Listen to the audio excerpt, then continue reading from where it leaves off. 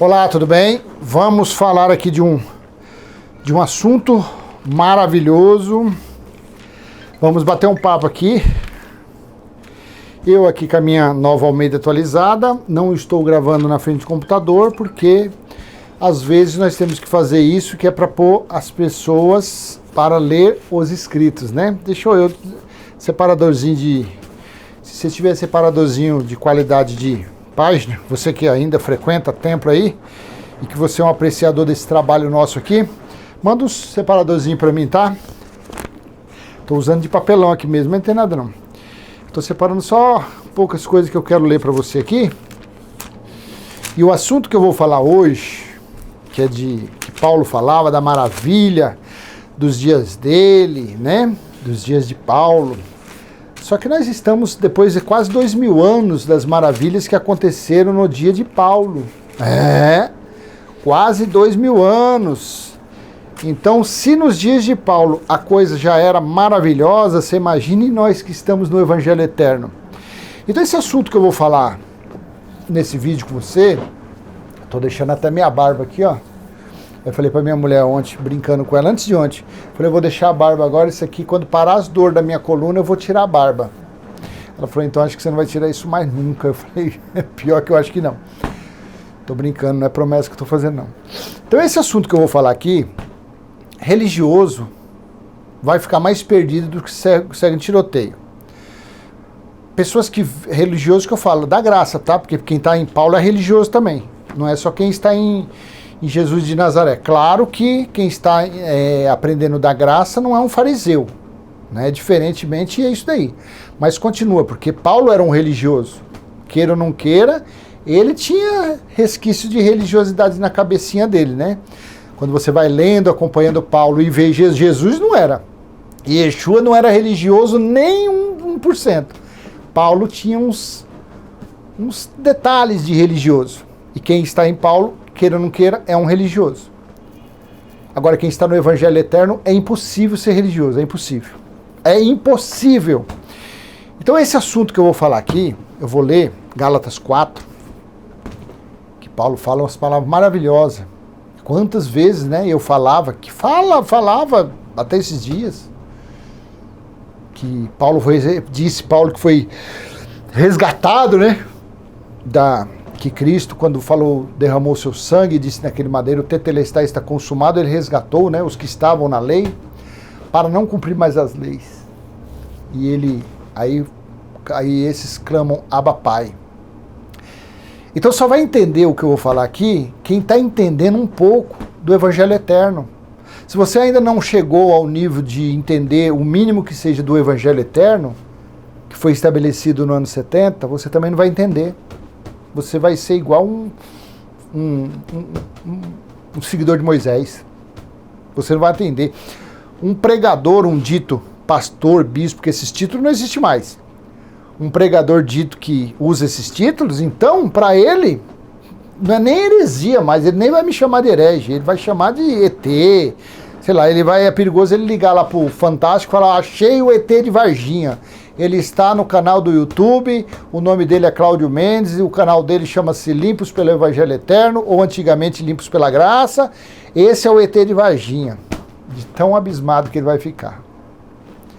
Mas é o nosso entendimento, sinto muito. É o entendimento que a cada dia mais o Pai vai amadurecendo em nossa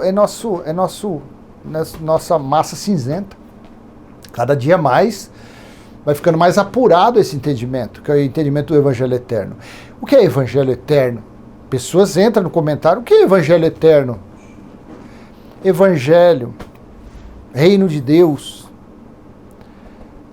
pregação das boas notícias do Reino de Deus.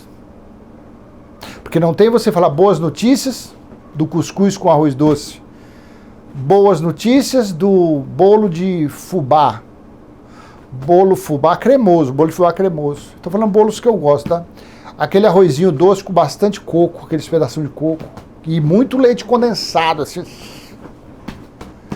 que mais que eu gosto? Eu gosto de tudo que é comida. Até bucha eu gosto de tudo.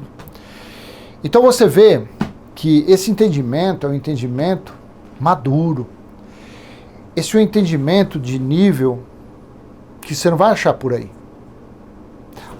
O Evangelho Eterno, você vê, ó, 56 anos já vai dando branco. Até minha idade, eu 57, ontem eu e minha mãe fazendo as contas, falei, caramba, eu agora em abril fiz 56, não foi 57, porque eu sou de 67. Se eu sou de 67, então eu agora fiz 56 anos em abril. E eu ando por aí falando 57. Reino de Deus. Boas notícias do arroz doce com feijão preto. Boas notícias do Principado de Mônaco. Boas notícias do Lula governando. Boas notícias do Titanic que não afundou. Não. Então, para mim, quando se fala evangelho, é reino de Deus. Para mim, evangelho é reino de Deus. Então, Jesus, Yeshua, Yahshua, o nome que você quiser, ele pregava para os judeus, o reino de Deus estava próximo. Evangelho. Paulo pregava aos gentios, o evangelho da incircuncisão, que o reino de Deus estava próximo. E esse próximo nunca chegou? O que é evangelho eterno? Evangelho eterno está lá em Apocalipse 14, 6 e 7. No juízo, Deus estabeleceu o reino dele. Apocalipse 11, 15. Quando soou a sétima e última trombeta, foi estabelecido o reino dele. Apocalipse 12, do versículo 7 ao 10, que veio a salvação e veio o reino, olha só. Você vê, a gente vai lendo e vai entendendo. Apocalipse 18, 10, 19, 2. E finalmente, o reino de Deus se materializou espiritualmente. Olha, se materializou espiritualmente. Pode isso? Pode isso, Arnaldo? Pode. Foi Apocalipse 21, 3. Agora, o tabernáculo de Deus espiritual está nos homens. Ou seja, no espírito, porque não pode estar na natureza carnal. Esse é o evangelho eterno, se você tinha dúvida. O evangelho eterno é isso. E do evangelho eterno, quando foi estabelecido lá no ano 70, há quase 2000 anos, para cá não tem mais nada escrito. Não tem nada escrito do evangelho eterno. Mas por que não tem nada escrito? Como tinha do evangelho de Jesus de Nazaré para os judeus, como tinha escrito de Paulo para os gentios, que era o povo não judeus, que eram os estrangeiros. E o evangelho eterno, por ele ter sido estabelecido durante o dia do Senhor, Apocalipse 1:10, lá em Jerusalém, o dia do Senhor que durou 3 anos e meio, metade de um tempo, metade de uma semana, 1260 dias ou 42 meses, Zé Fini acabou, não tem mais nada do ano 70 aqui, ó. Veio Jesus de Nazaré, veio Paulo, veio o dia do Senhor. Aqui, ó, acabou. Ei, acabou, não tem mais nada. Não tem mais nada escrito. Agora, o Evangelho Eterno nos dá entendimento para você compreender de Gênesis e Apocalipse. O Evangelho Eterno, quem crê no Evangelho Eterno, quem vive o Evangelho Eterno, ou o Evangelho vive em nosso espírito, nós sabemos disso. Então, esse Evangelho Eterno, que é o Criador de todas as coisas, Apocalipse 21, 5 e 6, estou fazendo nova todas as coisas, e no versículo 6, disse-me ainda, está feito. Quem foi que falou que estava feito? O que estava sentado no trono, o Alfa e o Ômega. Quem era o Alfa e o Ômega? O princípio e o fim. Aí ele vem, ele que está dando esse conhecimento de agora para frente, por quê? Porque ele disse em Jeremias 31, 34, que depois daqueles dias, ninguém precisará falar de mim para o seu parente, para o seu vizinho, para o seu namorado, para o seu marido. Ou seja, no ano 70 deu-se fim à necessidade de pregar o Evangelho. As boas notícias do reino de Deus que estava próximo. Por quê? Porque o reino de Deus foi estabelecido. E se ele foi estabelecido no ano 70, do ano 70 para cá, não se faz mais necessário. Por quê? Deus falou do 30. Porque todos me conhecerão, desde o menor até o maior deles. Todos me conhecerão. Porque antigamente, os gentios e os próprios judeus não conheciam Deus. O Deus que os judeus conheciam era o Deus pregado por Moisés, ou seja, o diabo, e o diabo eram as leis. Então o Deus que era pregado naqueles dias era o Deus unha por unha, dente por dente. Era o Deus das maldições. Um Deus fictício. Não vai você acreditar, quer dizer que tinha outro Deus. Fictício. Aí Jesus veio trazer a imagem e semelhança do verdadeiro. Por isso que ele diz, quem vê a mim vê o Pai, porque eu e o Pai somos um.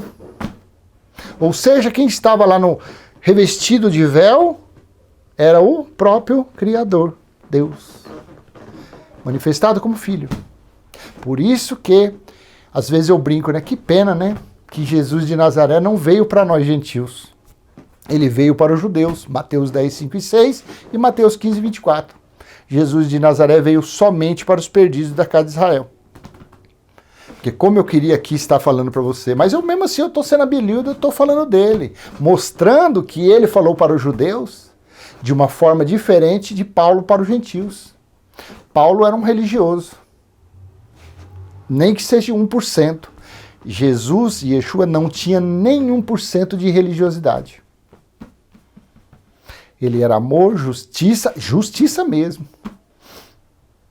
É lindo, maravilhoso conhecer isso aí. Mas tudo isso ficou para trás. Tudo isso ficou para trás. E nós devemos viver o Evangelho Eterno. E no Evangelho Eterno, a coisa, o toque do tambor, o toque do tamborete é diferente. O toque da cuíca é diferente. O toque do banjo, o toque da flauta, o toque do saxofone, o toque do bumbo é diferente. Porque o toque é puro, cristalino. Não tem intermediário. Não precisa da baqueta para você bater a bateria. O som é natural. Não precisa de raios solares para haver brilho. O brilho é natural. Não precisa da lua, do sol. Isso são metáforas. Só falta você falar. Tá vendo? Isso é a prova que não tem Evangelho Eterno, porque ainda tem lua. Então, deixa eu ler para você aqui. E assim, a gente vai lendo, sem preparar a mensagem, viu, minha irmã, se você está assistindo ainda, você que falou, qual é a mensagem de hoje? Aqui comigo, não tem negócio de preparar a mensagem, não. Aqui o chicote estrala conforme a gente vai lendo aqui. E não adianta vir querer me corrigir, não, você é bruto, você é isso, eu sou isso. Eu tenho que ser isso aqui na hora que eu te encontrar. O que adianta eu ficar aqui todo falseando, cheio de maquiagem, cheio de barbinha feita, cheio de falar bonitinho, veludinho. Quando você me encontrar no meio da rua, eu tô dando uns gritos aí, tô virado no samurai. Aí você fala, é esse? Não, então você tem que saber que é o que você tá vendo aqui é o que você vai ver na rua. Comigo não tem isso, né? Comigo não tem chamego, não. Comigo ou é 8 ou 80. Você tá entendendo como que é? Então, ó, veja, abra aí sua Bíblia. Gálatas, capítulo 4, versículo do 1 ao 7. Só isso aqui. Aqui, ó. Nova Almeida atualizada, a minha querida. Nova Almeida atualizada. Essa capinha de couro aqui foi eu que fiz, ó. Ó, eu que fiz, ó. Bruto, deixa eu pôr pra você ver, ó. Todo mal costuradinho, mas eu que fiz, ó. Isso aqui vai durar. Sabe até quando vai durar isso aqui? Até acabar.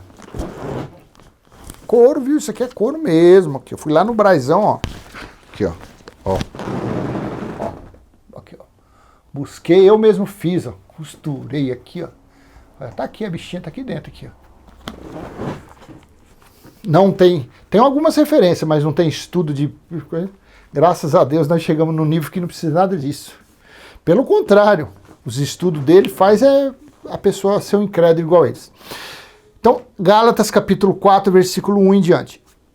Digo, porém, o seguinte: durante o tempo em que o herdeiro é menor de idade, em nada difere de um escravo, mesmo sendo senhor de tudo. 2. Mas está sob tutores e curadores, até o tempo predeterminado pelo Pai. A religião está justamente assim. A religião está sob tutores e curadores. Está como um menorzinho de idade.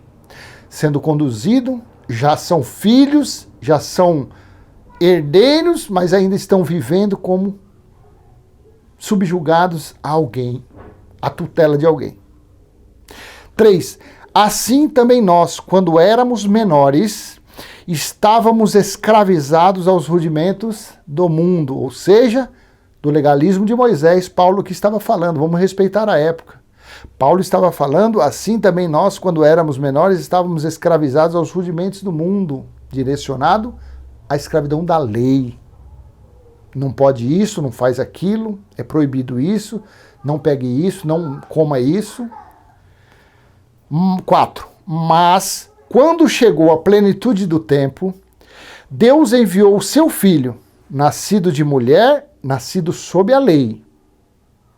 Então ele veio na manifestação de filho, viveu 33 anos como um homem carnal, mas o Espírito que estava lá, por isso que ele diz, ele e o Pai eram um só, e ele veio sob a lei, ele nasceu da água e do sangue, porque ele foi formado no líquido amniótico, essa foi a água, ele não nasceu da água lá com 30 anos do Rio Jordão, aquilo é papo furado.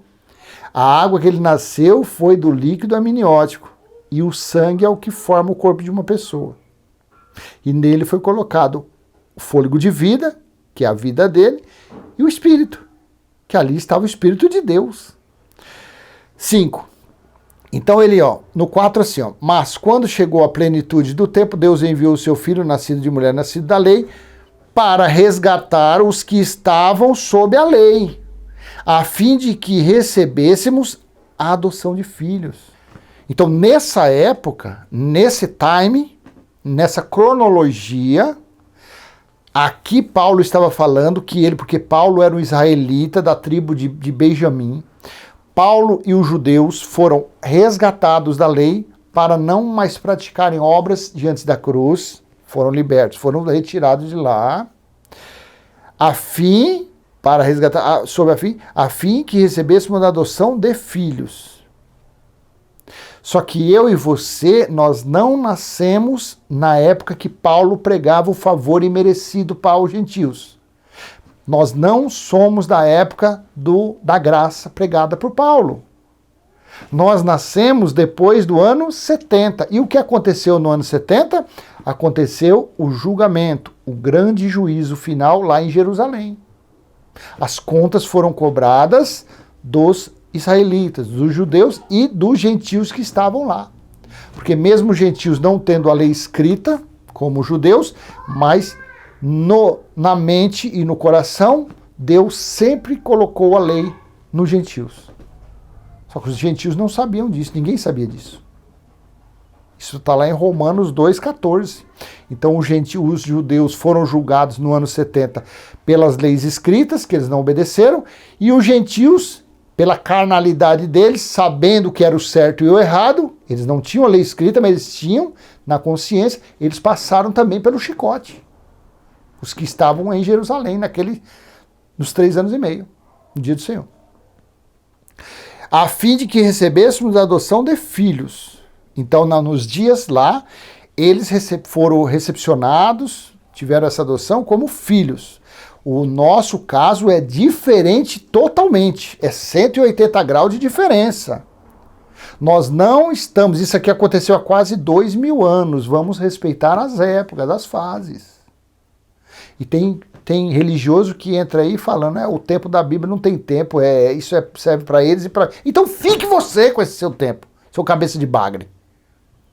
Fique você vivendo há 2000 anos. Porque se você está vivendo há 2000 anos, você está rejeitando o que aconteceu em Jerusalém no ano 70. Você está tornando inútil aquele juízo, aquele julgamento. Você está desqualificando as mães que ao darem à luz comiam seus recém-nascidos. Você está ignorando isso. Então fique para lá. Você está vivendo antes do ano 66. Que viva você e sua família e você quiser. Só não vem me encher as paciências. Eu respeito a época. Por eu respeitar a época que eu estou tendo tranquilidade. Que minha vida mudou vertiginosamente. Mudou vertiginosamente. É isso? Não é não. Mudou 180 graus. E quantos testemunhos? Coloca aí. Eu era assim, eu era assado. Olha que Evangelho Eterno faz isso. Então vamos continuar aqui no versículo 6. E porque vocês são filhos, Deus enviou o Espírito de seu Filho. Vai vendo a diferença aqui. Aqui está a grande diferença. desses dias de Paulo para os nossos dias, para quem nasceu depois do ano 70. Porque vocês são filhos, Deus enviou o Espírito de seu Filho ao coração. E esse Espírito clama, Abba, Pai. Assim você já não é mais escravo, porém filho. E sendo filho, também herdeiro de Deus. Então olha a diferença do Evangelho, olha o que o Evangelho Eterno fez. Aqui nesse versículo 6 é maravilhoso o que aconteceu naquela época. E porque vocês são filhos, Deus enviou o Espírito do seu Filho no nosso coração, deles. Correto? Correto? Deus enviou o Espírito, e esse Espírito é o Espírito vivificante. Esse Espírito era o Espírito que dava dons, Espírito que dava títulos. Era o Consolador, esse Espírito aqui. Só que o Consolador ainda está na terra?